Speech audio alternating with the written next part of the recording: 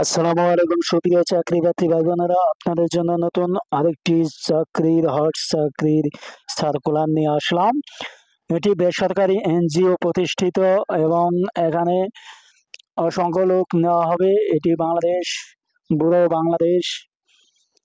এটি একটি নতুন এনজিও নিয়োগ বিজ্ঞপ্তি প্রকাশ করে হয়েছে। এখানে বেশ কিছু উল্লেখিত পদে বেশ কিছু নিয়োগ কর্মী নিয়োগ দেওয়া হবে। সকল প্রার্থীকে অবশ্যই সৎ, কর্মঠ, উদ্যমী ও দেশের প্রত্যন্ত অঞ্চলে কাজ করার মন মানসিকতা থাকতে হবে। মানে আপনাদের শহর অঞ্চল বা গ্রাম অঞ্চলে কাজ করার মন মানসিকতা থাকতে হবে, তাহলেই আপনি এখানে আবেদন করতে পারবেন।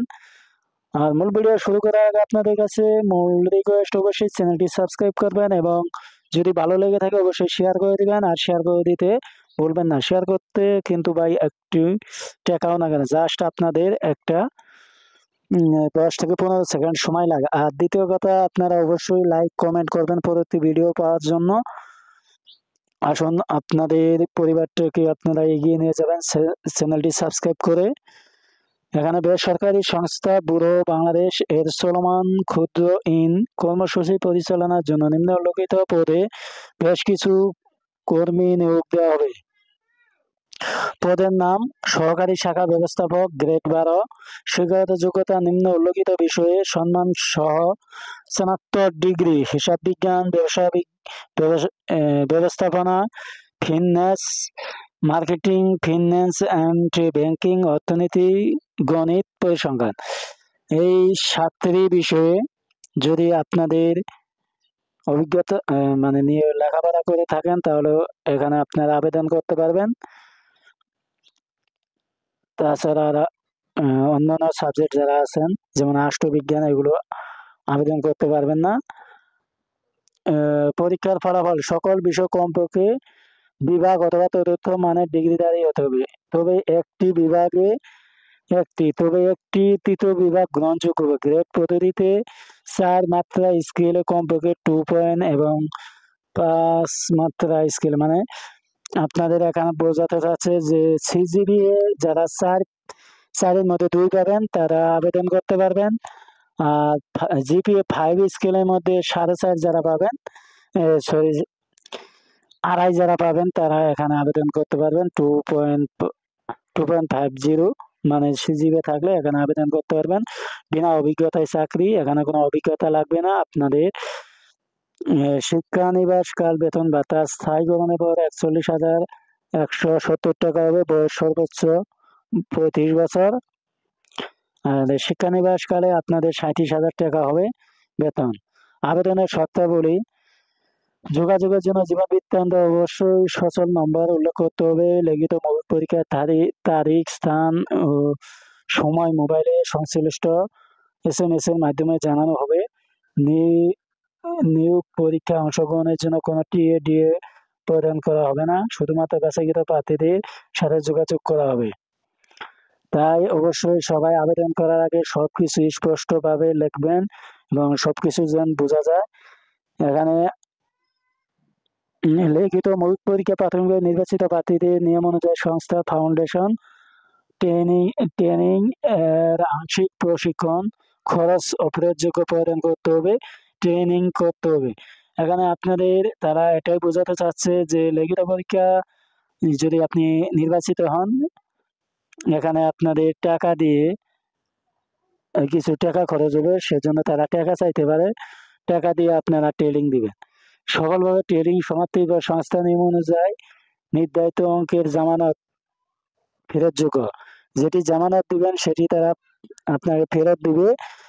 সেজন্য একজন পারিবারিক ব্যক্তিকে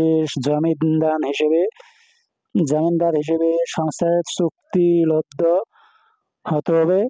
লিখিত মৌখিক পরীক্ষায় উত্তীর্ণ প্রার্থীদের জীবন বৃত্তান্ত, উল্লেখিত তথ্যাবলী, শিক্ষাগত যোগ্যতা সনদ সহ অন্যান্য বিষয়াদি সংস্থার নিজস্ব প্রক্রিয়া যাচাই করা হবে। তথ্যের গরমিল থাকলে নিয়োগ বাতিল হবে। পূর্ববর্তী প্রতিষ্ঠানে, মানে আপনি যদি আগে এই পুরো প্রতিষ্ঠানে চাকরি করে থাকেন, তাহলে আপনার আবেদন করার প্রয়োজন নেই।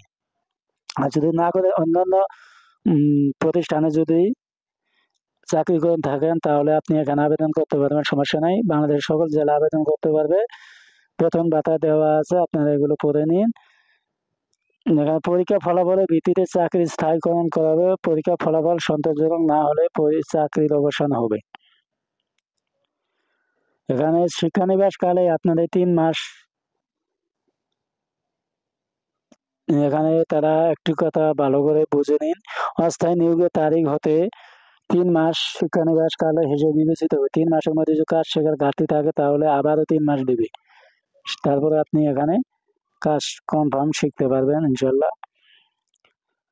আর অনলাইনে আবেদন করতে হবে। আবেদন লিঙ্ক আপনাদের আমি ইউটিউবের ফার্স্ট কমেন্ট বক্সে দিয়ে দিব। আর যদি আপনারা নিজে থেকে পান তাহলে তো সমস্যা নাই। আগামী 25শে ফেব্রুয়ারি 2025, আগামী আবেদনের শেষ তারিখ হলো 15 ফেব্রুয়ারি 2025। নিয়োগের ক্ষেত্রে ব্যুরো বাংলাদেশ সম অধিকার বিশ্বাস করে কোনো কম বেশি হবে না। ব্যুরো বাংলাদেশ নিয়োগ সংক্রান্ত শর্তাবলী যে কোনো অংশের সংশোধন সংযোজন সহ যে কোনো আবেদনপত্র বাতিল অথবা নিয়োগ সংক্রান্ত যে কোনো সিদ্ধান্ত গ্রহণ পূর্ণ অধিকার সংরক্ষণ করে। এই ছিল আমার কাছে আপডেটগুলো যদি ভালো লেগে থাকে অবশ্যই চ্যানেলটি সাবস্ক্রাইব করে দেবেন এবং শেয়ার করে দিবেন। এখানে অনির্ধারিত পদ সংখ্যা, এখানে কোনো তারা পদ সংখ্যার নাম উল্লেখ করে নাই, তবে তারা বলে দিয়েছে উল্লেখিত পদে বেশ কিছু কর্মী নিয়োগ দেওয়া হবে, প্রায় 300 থেকে 400 হতে পারে। তারা একটু নির্দিষ্টভাবে বলে নাই। এরকম আপডেট